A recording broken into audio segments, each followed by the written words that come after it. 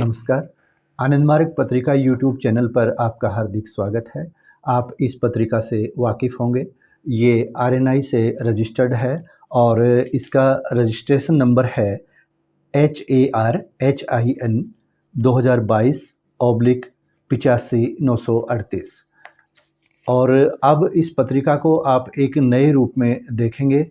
आगामी जो अंक है इसका वो एक अलग रूप में आपके सामने आएगा और हमने निर्णय लिया है कि आगे से जो भी रचनाएं इस पत्रिका में शामिल होंगी उनको हम अपने इस यूट्यूब चैनल यानी कि आनंद मार्ग पत्रिका यूट्यूब चैनल पर स्थान देंगे।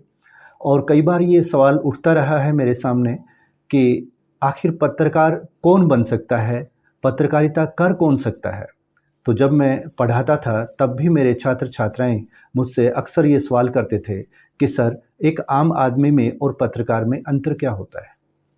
तो मैं उनको अक्सर ये कहता था कि जो अंतर एक किसान में और एक आम आदमी में आप समझते हैं, या जो अंतर एक डॉक्टर में और आम आदमी में आप समझते हैं, या फिर एक आम आदमी और मज़दूर में और शिक्षित में अशिक्षित में जो अंतर आप देखते हैं, महसूस करते हैं, वही सब इतना सा इसमें भी है। कई बार एक आम आदमी अच्छे से अच्छा वैद्य भी बन सकता है और ज़रूरत पड़े तो देश और समाज के लिए कुछ करने का मादा रखने वाला एक आम आदमी अपनी एक अलग पहचान भी अर्जित कर सकता है। कहने का मतलब ये कि जिस तरह से किसान का काम खेती-बाड़ी है, उसी तरह से पत्रकार का काम पत्रकारिता है।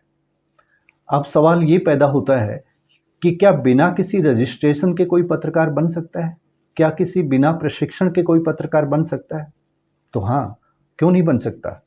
जब खेती-बाड़ी का काम करने वाला व्यक्ति किसान बन सकता है, तो पत्रकार क्यों नहीं बन सकता? जब यदि वो पत्रकारिता का काम जानता है और इस देश और समाज के लिए कुछ करना चाहता है, तो वो पत्रकार है।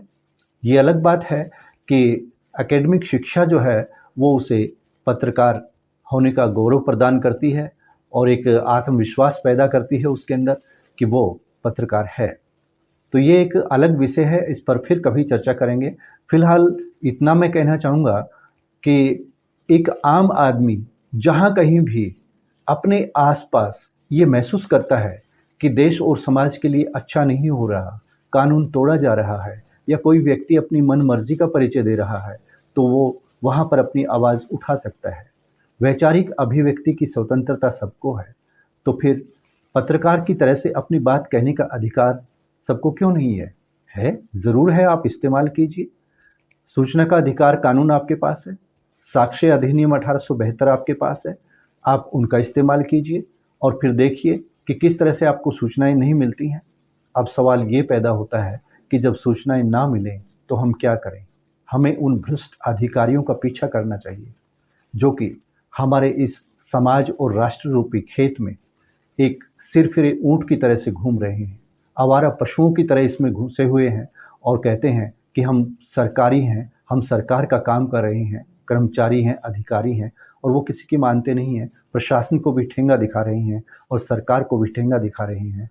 वहाँ पर आप एक पत्रकार की तरह से सामने आइए, उनके खिलाफ सबूत इकट्ठे कीजिए, पत्रकार के पास पहुँचाइए, जो मीडिया हाउस हैं उनके पास पहुँचाइए, फिर देखिए कि आपकी भूमिका एक पत्रकार की तरह से कैसे नहीं है। अगर हम विद्यालयों का उदाहरण लें तो कहा गया है कि गुरु को भगवान से भी ऊंचा दर्जा दिया गया है, लेकिन क्या आपने सोचा है कभी कि यही भगवान कहलाने वाले व्यक्ति कई बार शिक्षक समाज को, अपने व्यवसाय को कितना कलंकित करते देखे गए हैं? तो क्यों नहीं उठाते आप इनके खिलाफ आवाज़?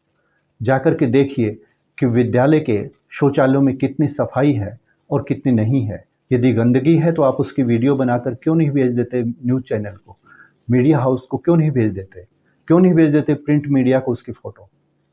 तो अगर आप ऐसा करेंगे तो निश्चित रूप से आप भी एक पत्रकार बनेंगे। आपने देखा होगा एसएमसी की मीटिंग कागज़ों में हो जाती है, कई बार रजिस्टर को घर भेज कर के साइन करवा लिए जाते हैं। क्या कभी आपने वहाँ जाकर के ये देखा है कि एसएमसी की मीटिंग में क्या हो रहा है? एसएमसी से मेरा अभिप्राय है स्कूल मैनेजमेंट कमेटी जो बनाई गई है विद्यालयों में शिक्षा की व्यवस्था को ठीक करने के लिए। तो वहाँ जाकर के कौन देखता है? गाँव का सरपंच, गाँव का मुखिया, पंच, ये सब क्या औपचारिकता निभाते हैं? क्या चुनाव के टाइम लोगों ने इनको वोट इसलिए दिए थे कि ये इस तरह की औपचारिकताएं निभाते रहें? विद्यालय मुखिया के साथ मिले रहें या जो शिक्षक हैं और जिनमें कमियां हैं उनकी कमियों को दबाते रहें। तो आप खुद भी जागरूक बनिए, अपने बच्चों को भी जागरूक कीजिए और इस राष्ट्र व समाज के प्रति अपना दायित्व निभाइए। आज इस चैनल पर ये पहली वीडियो है, इसलिए अधिक कुछ न कहते हुए, इस वीडियो को लंबा ना करते हुए मैं आपसे इतना ही कहना चाहूँगा कि आनंद मार्ग पत्रिका आपके साथ है। यदि आप इस पत्रिका के साथ हैं तो जी हाँ, कलम बोलेगी तो राज खोलेगी। जी हाँ, बहुत से राज खोलेगी। नमस्कार।